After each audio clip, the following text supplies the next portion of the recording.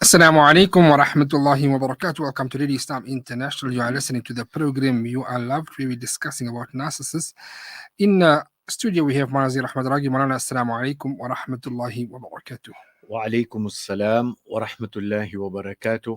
We take this opportunity of greeting our listeners on Radio Islam, Radio Al Ansar, and also those that have joined us on the Ummahat platform. Assalamu alaikum wa rahmatullahi wa barakatuh.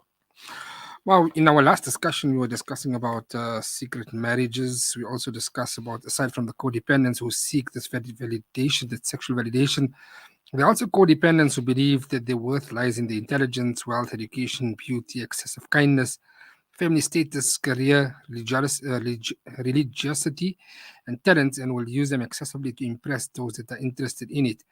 We also mentioned that we live in an era where women do go out in public, and we address this practice in the light of what we were discussing, where men may not understand that we live where women do and will leave their homes to work or study as long as women uphold Islamic morals and values. And we also discussed that the world and culture that we live has changed a lot from the old. We spoke in the beginning, one of the first few discussions about giving definitions of this narcissist, and we then went on to understanding a narcissist from an Islamic point of view. We also spoke of an empath and a super empath and also a supernova empath. How do we understand these traits from an Islamic point of view? Bismillahir Rahmanir Rahim. Understanding of empath from an Islamic and a cultural perspective. An empath is different from a codependent in many ways. However, they are able to adopt each other's traits, meaning traits of a codependent. For example, a codependent can display a lot of empathy, and some empaths can be borderline codependents. The difference between them is that codependency is a disorder that affects a person's self-esteem and how someone views themselves negatively, placing them in the category of a nafsul lawama, while empathy is a very spiritual trait that makes someone highly caring, highly loving, kind, forgiving, compassionate towards others. And in fact, according to studies, an empath is someone whose character possesses about 50% of empathic traits. Now, we spoke here of nafs al-lawama, and to understand nafs al-lawama is someone who has a self-accusing soul. A nafs al-lawama exists within every human being. Man can control himself from sins as a result of self-accusing soul. However, he cannot or she cannot benefit from any power until they recognize their sin. Moreover, this inner strength is useless for people unless, along with the recognition, they also protect and develop this power. So, a mentally and spiritually healed empath possesses nafs mutma'inna. Those who possess a very high level of nafs mutma'inna are those who are sincere believers. And if you recall, Paulana, right in the beginning when we spoke about narcissism, we did allude to the concept of the various types of nafs. And therefore, we now continuing because to understand it from an Islamic perspective. So it's someone who possesses a very high level of nafs mutma'inna, people who are sincere believers, even when faced with the worst types of difficulties, challenges, calamities. The worst type we can talk of, even like war and extreme poverty. Now, there was this very beautiful, very powerful photograph that I came across recently of a Palestinian man in Jerusalem who continued to offer his salah even whilst the Israeli soldiers were shooting at those around him. Mm. And we saw this in the month of Ramadan. So, this is a very beautiful example of what the highest level of nafs mutma'inna looks like in reality. It is the complete absence of fear, the complete absence of anxiety as a result of being so closely connected to Allah Ta'ala and truly believing that He does not put a person through more than he or she can bear. Now, when we were talking and when we are discussing these social disorders and people that are on the receiving side of some of these narcissistic traits by their partners or employers or whoever else, we need to also keep in mind this aspect. And therefore, the discussion that we are having today is extremely crucial to understand the position of an empath and the Islamic understanding of that. So, Allah Ta'ala does not put a person through more than he or she can bear. And the stronger your trust in Allah is, the higher your nafs is elevated to a very special status. Now, these people are the most powerful of people, the empath, because they don't fear anything else and their nafs isn't attached to this dunya, the physical world that we live in. Therefore, their nafs is able to transcend far beyond the human desire to commit sins, to feel good and enjoy this life as a reward for their loyalty to Allah Ta'ala. And patience, most priority is to exercise the correct patience during difficult times. If we are far from Allah, our hardships and our trials and our challenges are given to us as a reminder of our purpose and to bring us closer to Allah. So sometimes in our relationships, we will experience certain difficulties, certain challenges, and these are perhaps from Allah Ta'ala as a trial given to us as a reminder of our purpose to bring us closer to Him. And sometimes these trials can also be sent as a warning for those and for the wrong we know we've done. And so, if we are patient and we accept that they could be our warning in this life, then Allah Ta'ala will erase our sins so we don't have to face them in the hereafter. So, whatever hardships we face, they should make us realize that we have no one but Allah Ta'ala to turn to. So, if we are facing some difficulties and some hardships, we should always realize that we have no one but Allah Ta'ala to turn to. Allah Ta'ala loves those He tests the most. And we know this because no people had more hardships, more trials, and more problems than our beloved Anbiya alayhimus salatu was salam, those who continuously passed the test of faith, of iman, of patience, of morality, become more aware, they become more stronger, they become more resilient to the temptations that come their way. Allah Ta'ala says in the Quran Kareem, وَلَنَبْلُوَنَّكُمْ بِشَيْءٍ مِّنَ الْخَوْفِ وَالْجُوعِ وَنَقْصٍ مِّنَ الْأَمْوَالِ, that we will surely test you with something of fear, of hunger, the loss of wealth, the loss of lives and fruits, but give good tidings, glad tidings to the ones who are patient, who when disaster strikes them, they say, Inna lillahi wa inna ilayhi raji'un. So in this ayah, we understand. Now, empaths with weak boundaries and who are too kind for their own good. So you will find empaths who have weak boundaries and who are extremely kind for themselves. And this is important for us to understand, and I draw the attention to our listeners that their overly kind and giving nature is highly credible in Islam.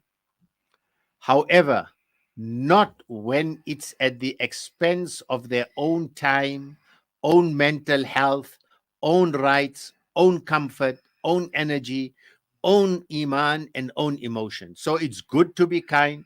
It's good to make the necessary sabr, but we need to draw the right boundaries. It is not good when it's at the expense of our good quality time, when it's at the expense of our mental health, when it's at the expense of our rights and our comfort and our security, our iman and our emotions. Remember that our soul, our body, each one of them have their rights over us. And it's important for us to prioritize their well being. Now, we should not make so much sacrifice that it's at the expense of our own good well being.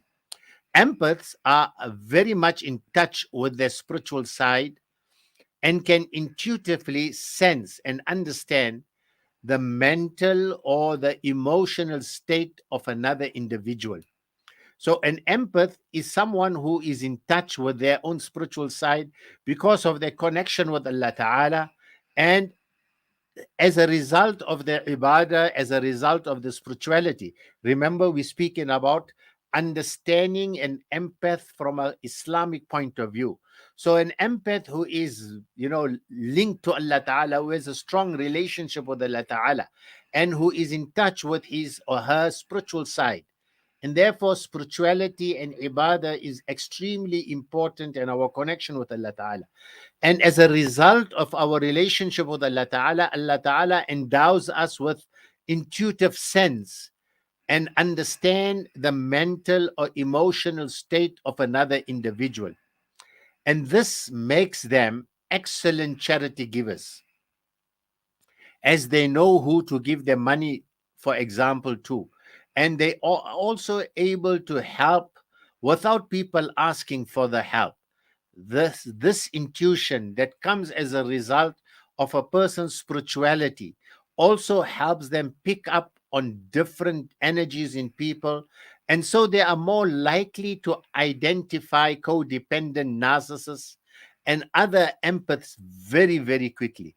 So you will find that some people are extremely sharp when reading the characteristics of those that want to take advantage of them. And these are empaths who have a very strong connection with Allah Ta'ala, and they are endowed by Allah Ta'ala with this intuition by which they are able to recognize those that are wanting to take advantage of them. However, many low level empaths do, as they have the special ability to see the good in people and feel sad when they see others suffering.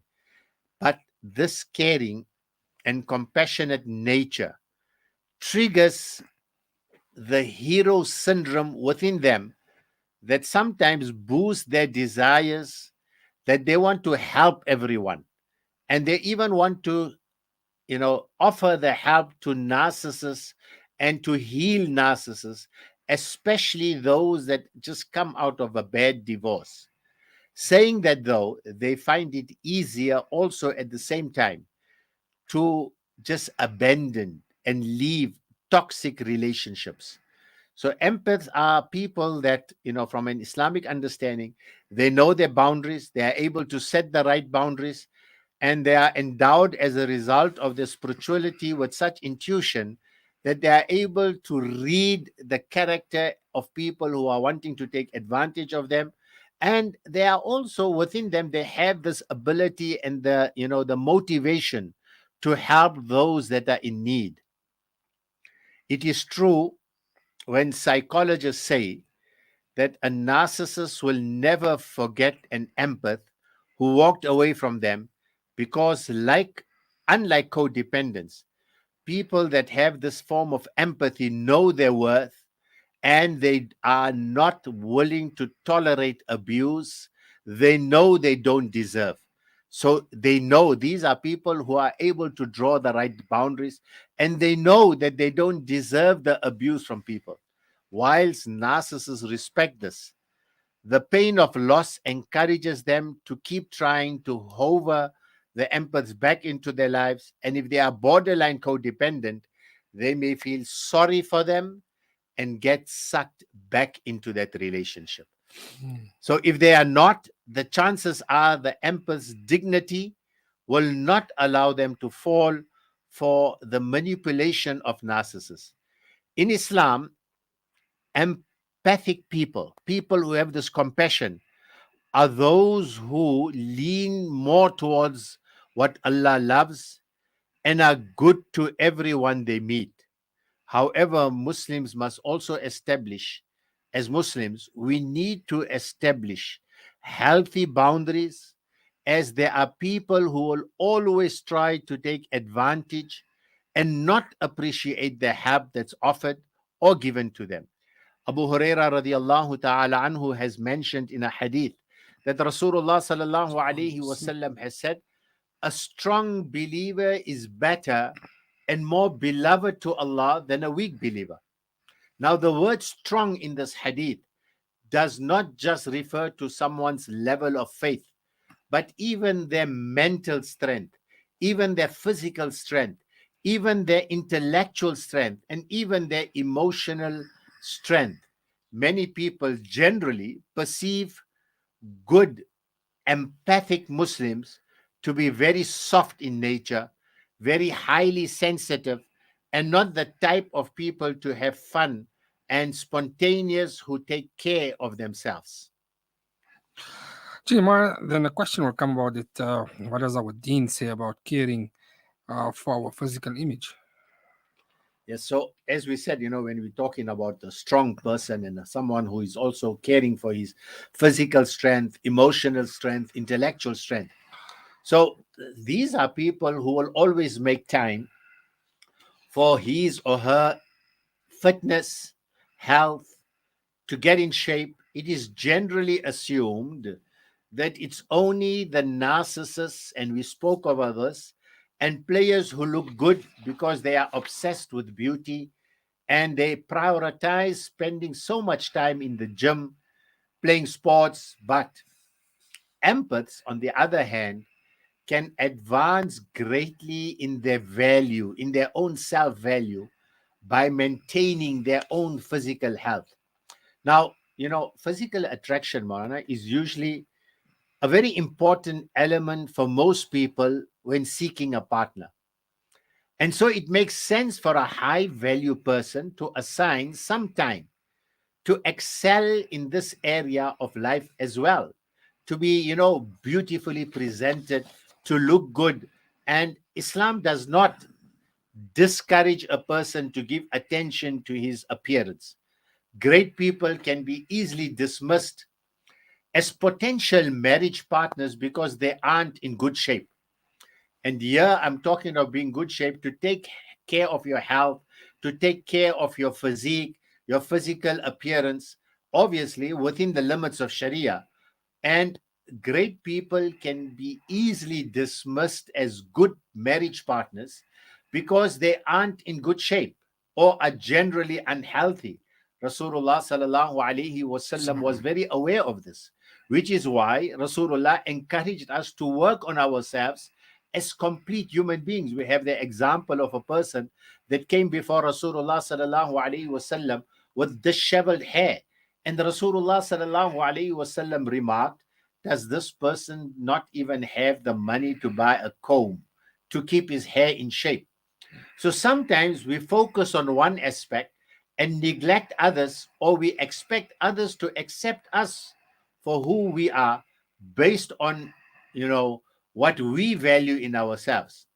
So if we believe that people will look at us as high value people because we are intelligent, because we are religious, because we are wealthy, or we have a heavyweight family name, it does not necessarily mean that other people will.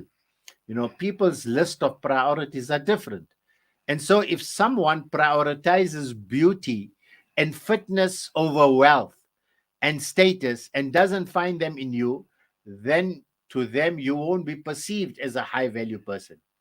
Many people take this personally and get upset when they know they are good people but get rejected because, for example, they are overweight or they don't dress well. Therefore, a high level empath will invest time not only in his spiritual state, but also time and energy in nurturing every other trait to give them the best chance at being perceived as high value persons. Of course, no one is perfect, and we aren't able to excel in every area of life, but we can always and we should make an effort to reach our best potential in every field, in our intelligence, in our spirituality, in our appearance, etc. Yes, Mama. Oh, we have a question that is coming. Assalamu alaikum. I've been married for 12 years, no kids, in an abusive, emotionally abusive life. I'm now a widow for 20 years, have not received a cent from my husband's estate. Please note he was very wealthy. Everything was taken away from me, even my jewels. Only in about 6 months now, the family wanted to give my jewelry. I refused. I have a proposal to be a second wife, but because of family issues, for now, it's going to be a secret. Please, I have challenges with my health. I have cancer and I'm going for treatment. I have not yet spoken to the person, not met or spoken to the person. Yeah. So, well, again, to understand what is the sister wanting to, what's the advice that she's requiring? Hmm. So, if you want to, I don't mind on this case that you can get my number from the radio and talk to me in private, and inshallah, we'll be able to guide you, inshallah, since you're wanting to keep it as a secret. So we can take this offline, inshallah. Inshallah. And then we are speaking about supernova empaths. Who is a supernova empath in the light of our deen? Yes, Marana. So we spoke of an empath, but a supernova empath is someone that is even beyond that. In the light of our deen, is someone who has the highest level of nafsul mutma'inna. This person does everything in his or her power to protect their own peace, to protect their self image, to protect their iman, and protect their relationships with Allah Ta'ala.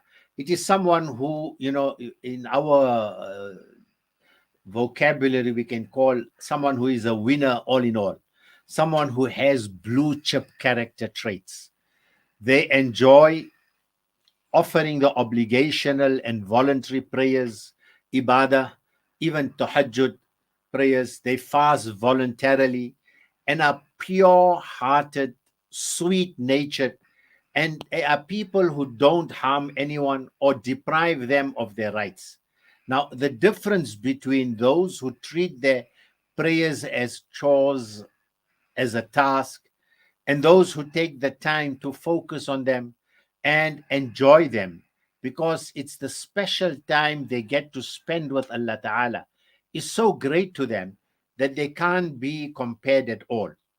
Therefore, this term supernova empath, it's a term that generally psychologists use. However, we are talking here totally on the basis of our deen. So we are going to understand this term in the context of our deen. So supernova empaths are only attracted to those who are like them and they don't settle for less than that. Keeping in mind that our discussion is about relationships. So when two supernova empaths come together in marriage, subhanallah, they can do amazing things and they are able to raise wonderful children. They appreciate in each other what the other people don't. Such a high level of faith, knowledge, and spirituality. They also possess a very deep and beautiful understanding of deen, which makes them extremely peaceful people, makes them extremely wonderful people, and therefore I talk about the blue chip character that they have in them. And they are also people that can set beautiful examples. Their good nature, their good behavior are the greatest form of dawah, invitation to Islam. And this type of people have inspired many people to learn about our deen and actually to fall in love with deen. They avoid sins as much as possible, and narcissists aren't considered by them as marriage partners, as they can quickly detect the red flags and the satanic missions that narcissists have. You'll never find a supernova empath married to a narcissist by choice. It's the equivalent of an eagle pairing up with a chicken. So the supernova empath is the most beloved to Allah because not only do they believe, they act on their belief. They are not only people who have belief, but they are people who practice their belief. These Muslims only sin if they happen to sin by nisyan, by forgetfulness, by mistake, and not by being foolish, reckless, adamant. And if by chance they happen to slip, they repent, unlike others. They are known to be great therapists. They are known to be great counselors who are able to help people. Although they may not get romantically involved with narcissists, they are also people who will try their best to help people with these type of disorders within a professional setting. They are also the hardest targets for shaitan to conquer because of their spirituality is so deep and their relationship with Allah Ta'ala is so strong. So supernova empath Marana possess a very special ability to use some of the human weak traits for their own good. When I talk of human weakness like self absorbed, self centered, they are able to recognize them in others and are able to use them as weapons to protect themselves. And due to their high level of intuition, as a result of their spirituality, their relationship with Allah Ta'ala, and their knowledge about evil satanic traits, they will always recognize the games narcissists play very quickly. And when narcissists realize that they know the game, they will leave them alone as they know they aren't suitable victims or people to be played. Now, people who aren't easily manipulated, like the supernova empaths, make the best leaders, they make the best judges, they make the best ulama and scholars, CEOs, because they are trusted, they are admired for their high level of intellect, they are admired for their high level of wisdom, their high level of ability to efficiently deal with different kinds of people. Now, a prominent example taken from Islamic history of now, Marana, I know our discussion is leading to that, and I request our listeners to observe very carefully what we are saying. Our discussion is leading towards perhaps a clarification again about supposedly responsible people who wrongly accused us on the station of saying that we said Umar radiallahu ta'ala anhu was a narcissist, na'udhu billah, which we never said. Now, I repeat that a prominent example taken from Islamic history of a supernova empath who was not a prophet is the Khalifa Umar ibn al-Khattab radiallahu ta'ala anhu. And our listeners should understand, and this is exactly what we said, not we tried to say in our past discussion, but there were some people, supposedly responsible people, either out of misunderstanding or deliberate misrepresentation, misinforming. Perhaps they had also become victims of wailul likulli humazatil lumaza. But however, what we are saying here is that a perfect example of a supernova empath who was not a Nabi is the great Khalifa Umar ibn al-Khattab radiallahu ta'ala anhu. The Anbiya were always chosen by Allah because of their highly emphatic traits and moral characters that were needed for the office of Nubuwah, for the office of Dawah. However, Umar radiallahu ta'ala anhu was known for his harsh nature. He was known for his rigor.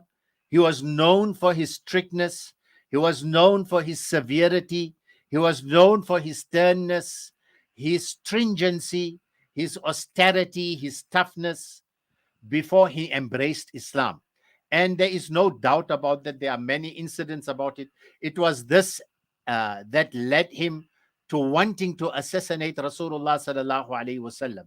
However, it was only the Quran Kareem and the teachings of Rasulullah sallallahu alaihi wasallam that led him to Islam and changed, softened, and become one of the most beloved companions of Rasulullah sallallahu alaihi wasallam. Even after he became a Muslim, he was still known to be very tough. He was still known to be very strict. He was still known to be severe and stern.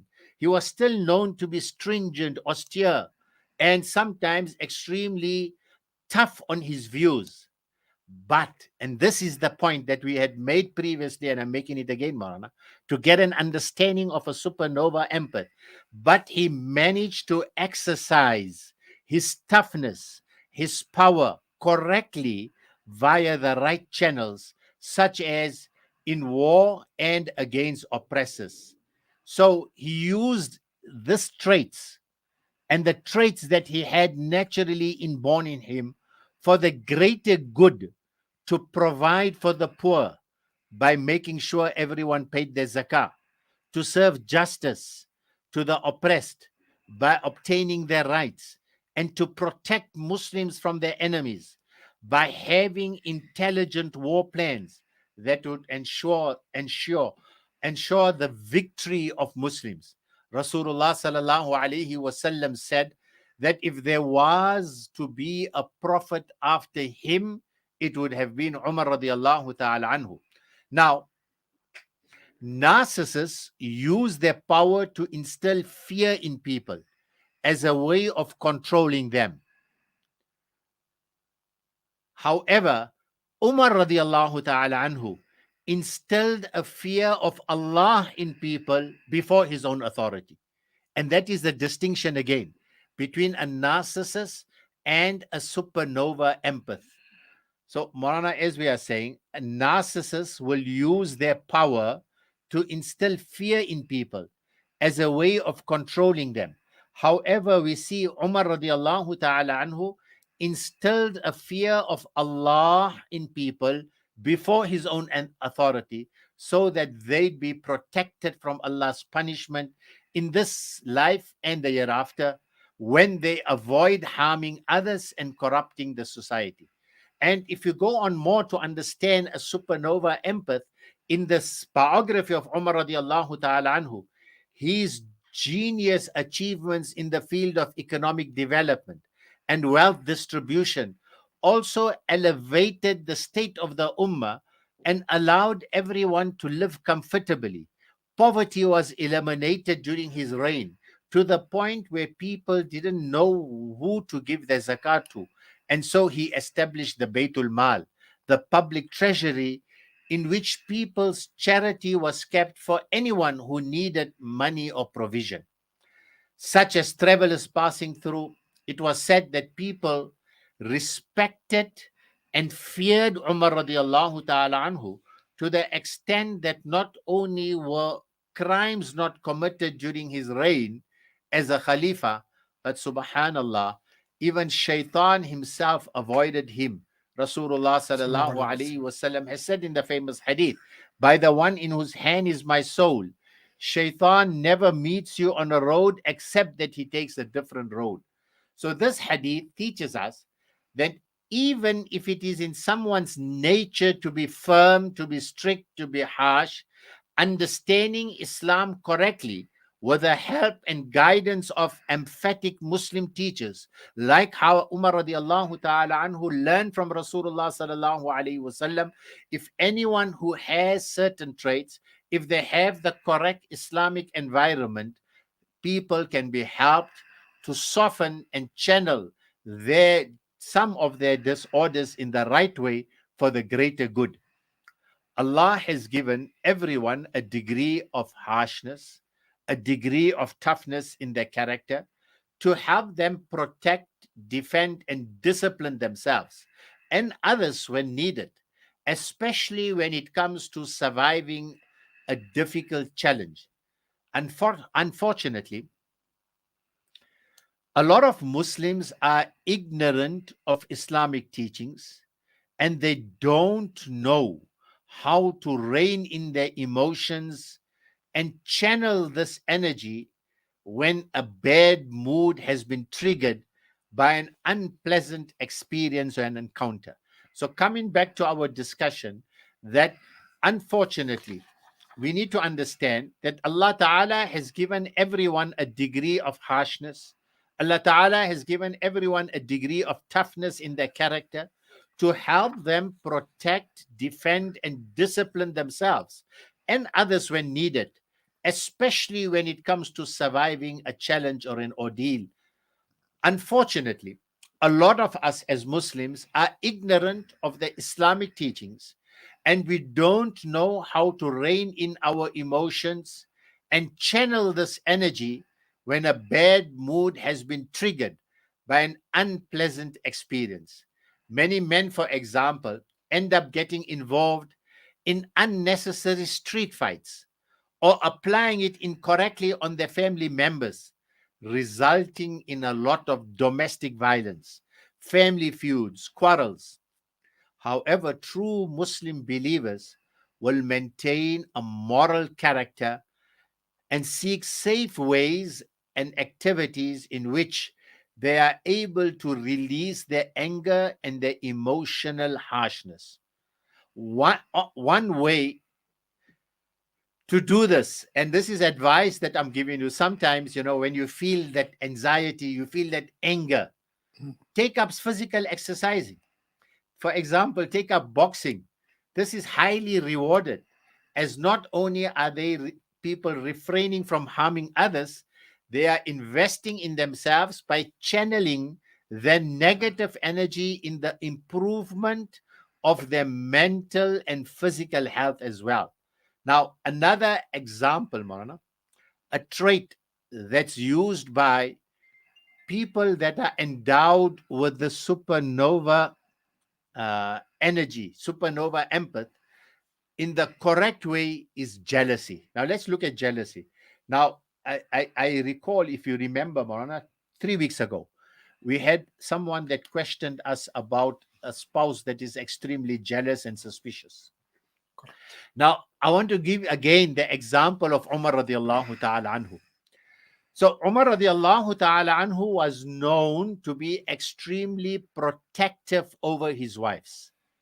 And he shared this protective jealousy for them in his mission, in his mission to fight for the rights of all Muslim women, to protect their honor and make sure that the divorcees, the widowers, and orphans were fully taken care of and safe from predatory men.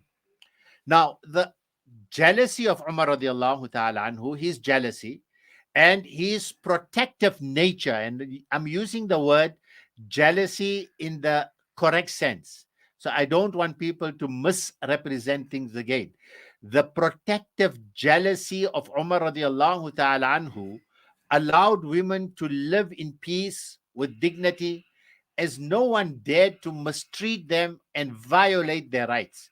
When I give an example of the protective jealousy of Umar radiallahu ta'ala anhu for his wives, we have the famous example of how he prevented or wished to prevent his family from even uh, being present at the masjid for Fajr Salah. So, despite his extraordinary piety, and despite his amazing character, Rasulullah sallallahu Sallallahu alayhi alaihi wasallam. wasallam himself vouched for the wives of Umar radiallahu ta'ala anhu, who struggled with his high level of protective jealousy. So imagine how the wives of narcissists today feel when they have to deal with their husbands or their partners with high level jealousy and very poor and immoral characters. And this is something that we need to keep in mind. Subhanallah, if you compare the current narcissists and their jealousy and suspicion over their spouses, and compare that with the wives of Umar radiallahu ta'ala anhu, subhanallah, they were patient with his emotions And why were they patient with his emotions? Because he was just.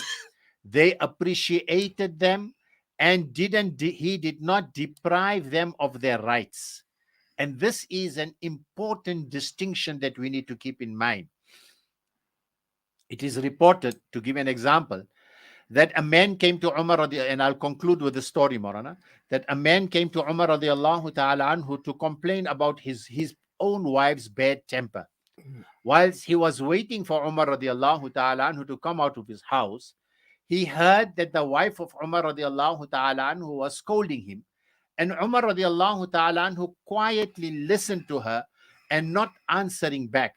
Understand the story in the context of how the wives of Umar radiallahu ta'ala anhu were free to say what they needed in spite of the harshness and the strictness of Umar radiallahu ta'ala anhu.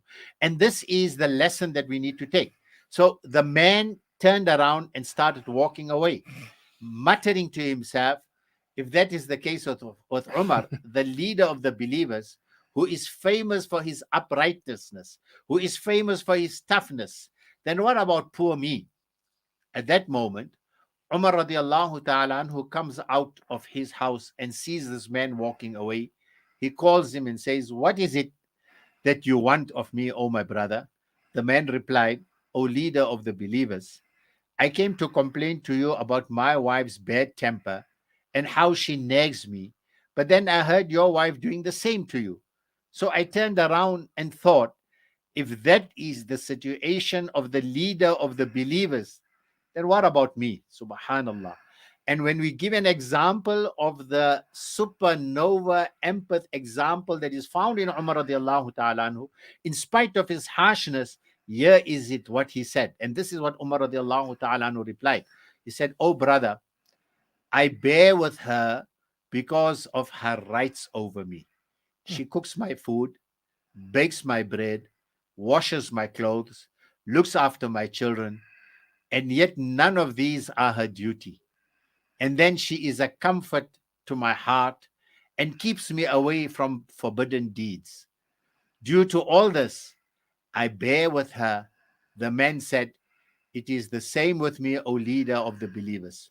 Umar radiallahu ta'ala anhu then said, then my brother, be patient with her. Indeed, this life is short. So this is an excellent example of a supernova empath that who used his strictness, his rigor, his stringentness, his austerity, and his uprightness and harshness sometimes in the right channel, keeping in mind the rights of those that were under him. May Allah Ta'ala give us the correct understanding, Maulana. Any questions that people have asked? There's one that came out from last week. They say that last week the story about the man, the prostitute, zina, spouse, and evidence. It's common in Ummah.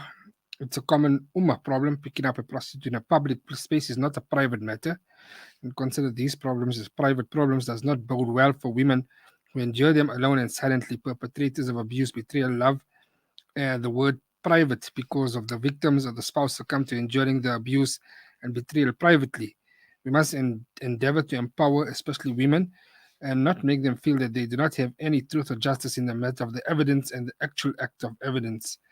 Ironically, most of the time, the spouse is treated like a fool, citing her evidence as hearsay, and the man acts shamelessly as if nothing happened and expects normality to prevail in the relationship. Then Appa says, mashallah, we are doing a very well in discussing the narcissistic profile within the dark, toxic side of marital relationships or any other relationship. May Allah continue to guide and empower, embolden the many souls who endure the abuse and betrayal silently alone. Yes. So, Marana, as we are talking, and the sister is talking about the privacy of these things and the secret matter, and it's a fact that unfortunately many people fall prey to this, and they use this as the green card, as they call it, that you don't have the evidence. But we need to always remember, and we spoke about this in the past, that Allah Ta'ala is watching you. Mm. And when you are doing what you are doing in the sight of Allah Ta'ala, then definitely there will be no blessings and barakah in your home and in your relationships. May Allah Ta'ala guide us, inshallah. I mean, well, Jazakallah for that For that, inshallah, we'll be back not next week, the following week, Yes, inshallah. not next week. We'll enjoy our Qurbani next week, inshallah, the Inshallah. preparation for Qurbani. Ameen. We take this opportunity to say Salamu Alaikum to all our listeners, viewers and Ummahat. May you have a good, blessed Eid, and may these 10 days of Dhul Hijjah be days wherein you excel in your ibadah, and may these days be the best of your days, inshallah. Salamu Alaikum wa rahmatullahi wa barakatuh. Wa alaikum assalam wa rahmatullahi wa barakatuh.